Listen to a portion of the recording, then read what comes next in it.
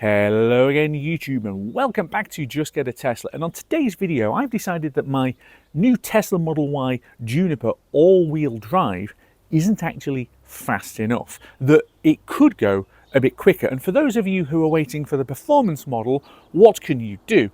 You can add the acceleration boost. I've done it. Let's take it for a spin and see how good it is.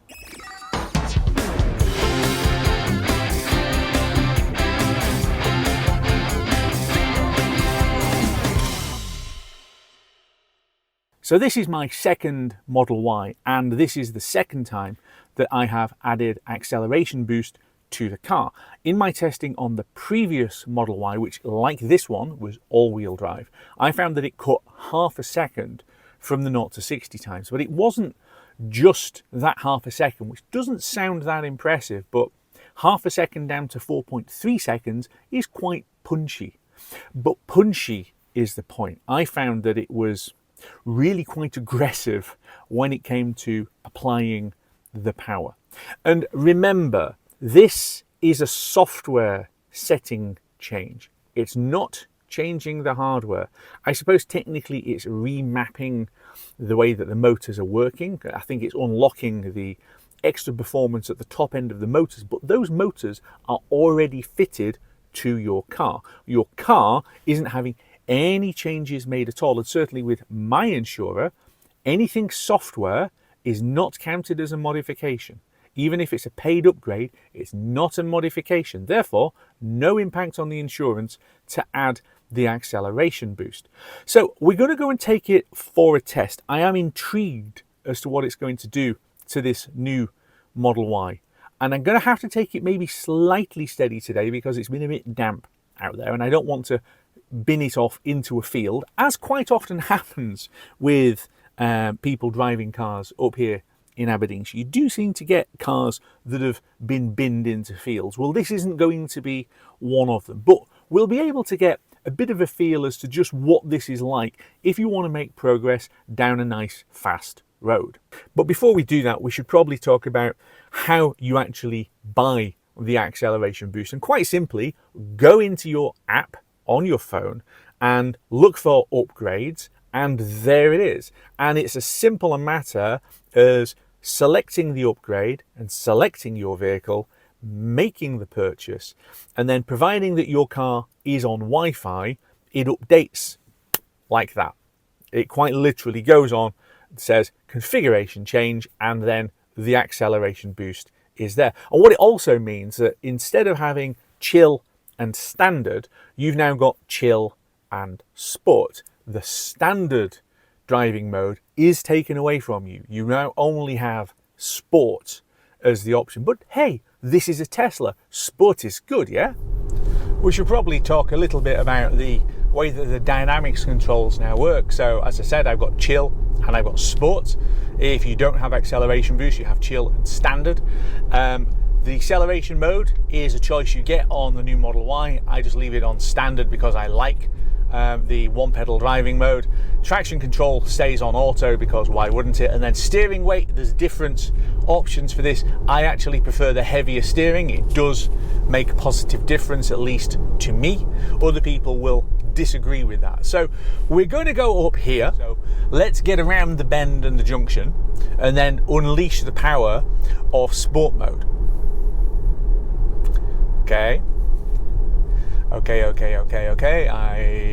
think that'll probably do.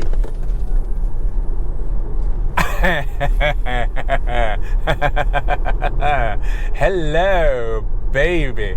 Yeah, that's that's quite entertaining. So it just gives you that more immediate punch. Is probably the best way of describing it. Look, I'm not going to go absolutely crazy today because, as you can see, it's been raining overnight. So we're not going to thrash this and, as I say, bin it off into a field. That would be a bad idea. But we are going to have a bit of fun, as much as I can, at least on camera. So bear with me. There's going to be a few different clips, but I just want to talk about what the car actually feels like. Because one of the points that has been made actually repeatedly on feedback on other videos that I've done in this car is that the suspension is softer than the previous car, where people are complaining about it. And I'll be honest, I'm a little bit baffled. Why would you be complaining about the suspension being softer? It needed to be softer. This video is brought to you by ts.la Stationery, where we have got a fantastic range of Yu-Gi 3D craft collectible toys. Collect them all, a whole range of different animals to build. And you get 10% off if you use the code GET when you go to stelastationery.co.uk. Ironically, on this car versus the previous Model Y, they have actually stiffened the chassis. It is stiffer than the previous one, but despite that, with the complete reworking of the suspension, it is so much better than the old car. The old car, going over bumpy bits like that and undulations, especially on a bend, especially off camera as that was, it would shudder badly, and you would almost get your crashing sensations going through. There's just not quite enough room for me to get past this guy, otherwise I would already have done so, but you would get the suspension making noises and crashing and harsh vibrations going through the cabin. This is stiffer again, but it's completely pliant. It cushions, it softens, it is much better at reducing the amount of vibration that comes through the into the cabin than on the previous car. But in my testing so far, and I haven't done a lot of country road driving in this car yet, but in my testing so far, I can feel a little bit more body roll than there was. I accept that, but not to the point where it's completely out of control, because it's perfectly thrashable still. It's giving you a little bit more feel, because before, with the crashier, firmer ride, I never really felt that I knew exactly what was going on. You could push the car, but you couldn't push it as hard, say, as a Model 3. Now, okay, this is a higher car, so you might think that you can't push the thing as hard, but it's got worse on the old car, and now it's a lot better, and that really is the main point. So which way is the guy going? I'm going right. Is he going straight on? Good. Okay, so he's going straight on. Actually needed to dab the brake ever so slightly as we went around there, and then I can actually feel it almost scrabbling for grip there, and that's just because it's a little bit damp. But at no point did it feel what's the word that I'm looking for? It didn't feel like it was doing that, but I could feel traction control kicking in. It was definitely reducing itself just to make sure that it didn't go off into the trees or anything like that. But that acceleration is entertaining. And look, it's not that this is a slow car without the acceleration boost. Far from it. This is a quick car. Yeah, in all-wheel drive especially quick. But the acceleration boost just makes it a little bit more urgent. If you've driven BMW with Sport Plus and things like that, you've got the same engine, you've got the same transmission, but it just sharpens the throttle response and things like that, yeah?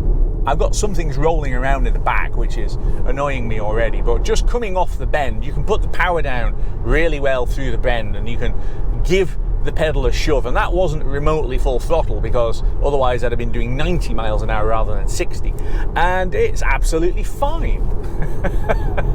You're going to hear me laughing a lot just because it's good. There is an obvious point to make. Acceleration boost hurtles you towards the speed limit that little bit quicker than without it. Okay, that little bit quicker.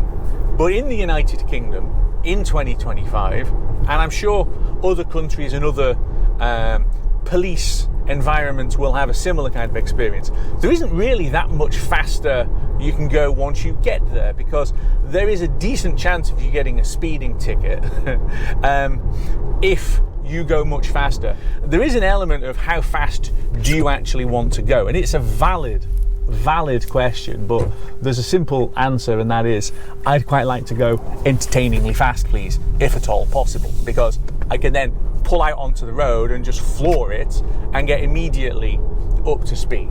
So if you are behind other traffic, or you're coming out into traffic and there is a gap, the acceleration boost gives you that urgency that allows you to dive out into gaps that you might not otherwise want to go out into. And I'm not saying that you should be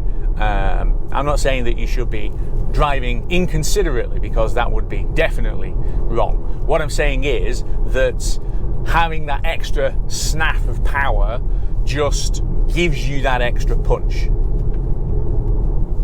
Although, of course, as you come into somebody's village, that's not going to make the slightest difference. So you're going to be down at the speed limit or less, and I tend to trundle through people's villages because I hope that people will trundle through my own village, and that gives you no difference at all. So I could put it on chill mode now. In fact, actually, that's not a bad idea. Let's just illustrate the difference and go on to chill. Yeah, so I've just put it onto chill now instead of sport. The best way that I can describe chill mode in Tesla that has it is that you have to apply more throttle with your ankle than you would be doing otherwise. So your ankle is pulling your foot up and down. And remember, with one pedal driving, that you are in essence using the same pedal and the same movement to speed up and slow down. Okay, so as we come to the edge of the village and I put my foot down in chill, there is a lag. It builds, but there is a lag. It is far more gentle applying the power than it would have been previously on standard, and certainly than it is when it's on sport mode. It just kind of rolls the throttle in. And then for regen, there's nothing actually coming behind me, but we've got an exciting bend coming up where I most definitely need regen. For regen on chill mode, when you lift off, again, it kind of rolls the power off. So if you want to drive fairly gently, or you're looking for the maximum amount of efficiency, chill mode is brilliant. Because if you're trying to drive efficiently, you don't want to be accelerating hard and decelerating hard. Even with regen on one pedal, you don't want to be doing that because you're going to be burning more power. What you are looking for is, in essence, to maintain your momentum. So if you can do that, chill mode is absolutely brilliant. And frankly, a lot of the time I will waft this car along, and I've made previous videos about the previous Model Y talking about wafting. These cars are brilliant wafters. If you just want to roll along and you're not in a particular hurry and you're not on a particular schedule and it's no problem at all, then just waft the car along. And chill mode is brilliant for that, and it even tells you chill on the screen. But we're not here to talk about chill mode, we're here to talk about sport mode. But having just changed from chill to sport, it hasn't made the slightest difference in the way that the car is performing, because at the moment I am just rolling along and maintaining speed.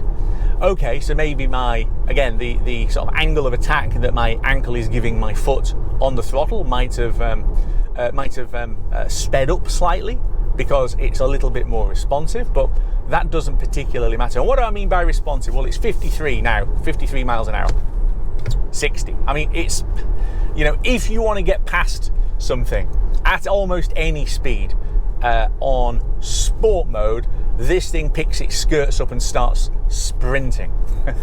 It's really good for overtaking. Really good for overtaking. And again, the all-wheel drive just gives you that extra reassurance, which is part of the reason why I go for all-wheel drive rather than rear-wheel drive. For me, for a lot of people, rear-wheel drive with a long-range pack is absolutely the right car to get for most people, and I have said that. And Jonathan Porterfield recently picked up the long-range rear-wheel drive car. Absolutely the right choice for him. For me, and it's not just because I live up here in rural Scotland, where all-wheel drive does have its advantages. For me, there are other things, and I knew that I was getting acceleration boost. I knew that I was going to be adding that back onto the car, and the all-wheel drive gives me that reassurance that things are going to be okay having added it on. So I'm sat behind this transit flatbed, pacing backwards and forwards like Darth Maul, waiting for the opportunity to attack. And when I say attack, I of course mean overtake. There are some straighter bits on this road, but at the moment he is absolutely meandering along, which is fair because he's got a trailer which has got some whopping great big lump of something in the back, and he probably doesn't want that being sprayed all over the Aberdeenshire countryside. So I respect that, but obviously it doesn't help me because I'd quite like to be going faster than 35 miles an hour. Happily, I'm driving the new Model Y with all-wheel drive and with acceleration boost. So that means that when the time comes, I will be able to whop it past him without needing to really worry about it. Although he is now speeding up, which is good. But this idea about prowling, where I've got all of the power there is, that's quite a useful thing to have just sat in my back pocket, waiting for the right opportunity. Assuming, of course, that the right opportunity ever actually arises. We're still stuck behind Mr. Van here, but this is a good opportunity to show you one of the shortcuts that you can do with Tesla. So you've got the two scroll wheels on the steering wheel, and the left-hand one usually controls media. So press it on and off to turn whatever noise you're listening to on and off, and then your left and right and whatever else. But if you press and hold, it comes up with, in my case, a change of acceleration mode. So I can then change that down and go to chill. If I think, well, I'm not actually going to get past the guy, I'll go to chill.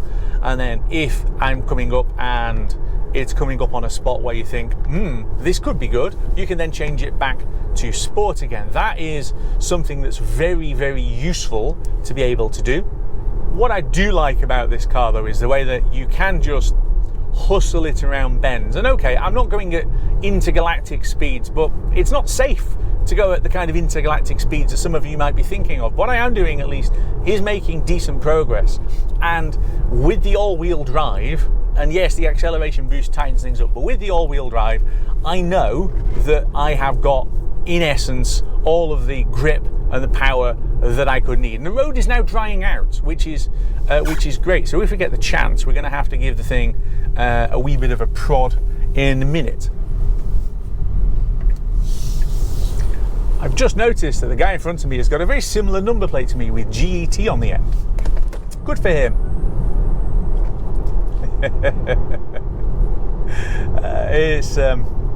Yeah.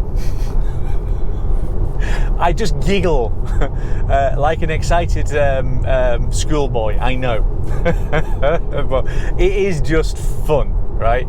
The amount of punch that you can get. So he's gone belting off there, and now he's pulling into the kids' play thing, where his kids going, "Go faster, Daddy!" Good for them.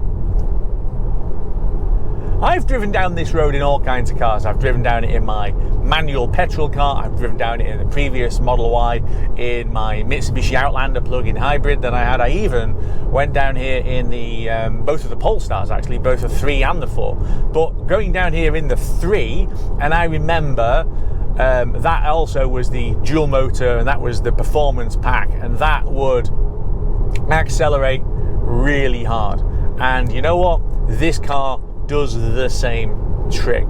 It's just got that absolute punch of acceleration that you might as well have if you're going out there to buy a Tesla, especially an all-wheel drive dual motor Tesla. You might as well go for it.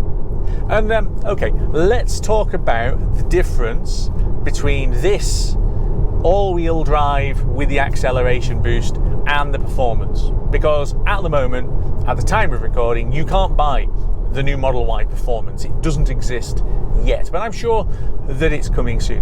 What's the difference between this car and the Performance? Well, the Performance will go even quicker. The Performance will have even more power. My question is, how much power do you need? Right?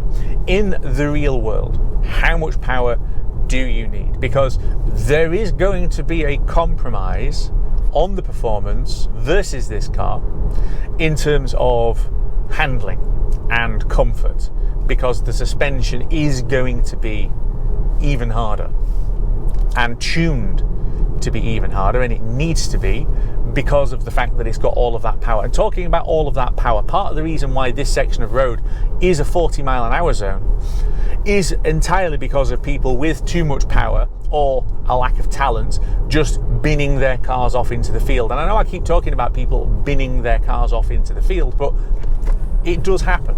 And it's just on that bit of bend there where they've obviously been doing it, which is why they just slowed the speed limit down to stop people like me from flooring it as I just did. Because, hey, I'm just a small child giggling away, as you might have noticed.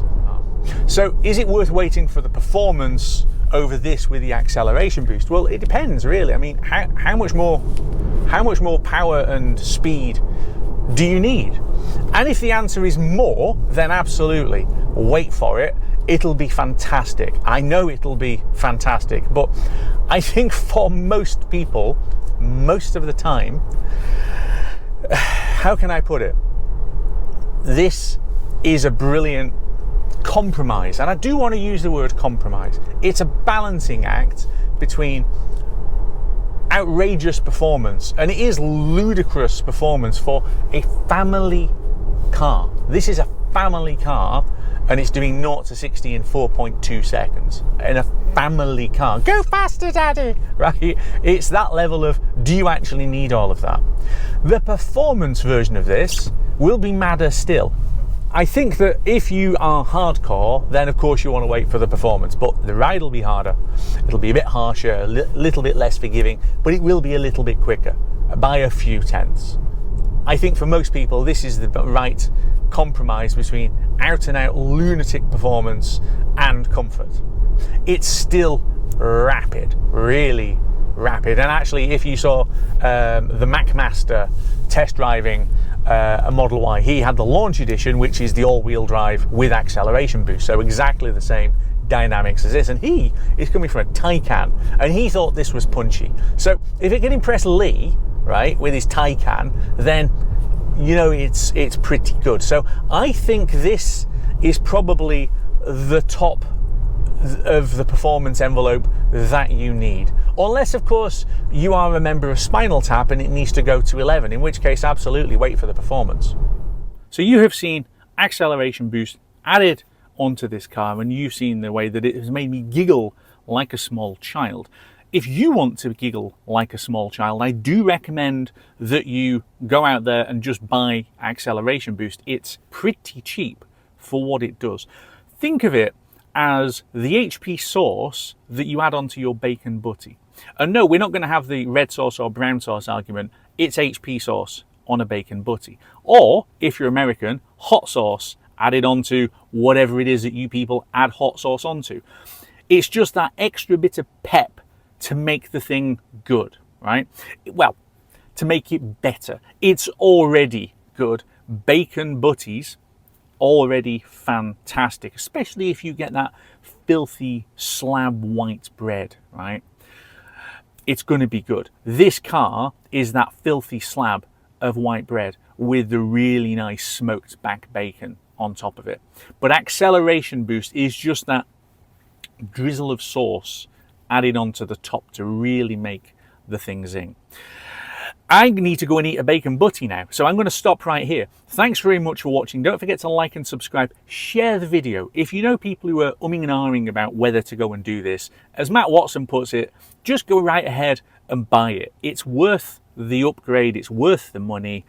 Most insurers, from the bits of research that I've done, treat it as software, which is not a modification, so you don't actually have to declare the thing. Mine doesn't, and the previous one didn't. I've had a look, a couple of others seem to be saying the same thing. Just go ahead and do it. Why on earth would you want to have this car with all of the power being restricted by a bit of software? Now, I know you could say, well, Elon should just give us that bit of software for free, but anyway, we're going to leave it there. Thanks so much for watching, and I will see you back here very soon on Just Get a Tesla.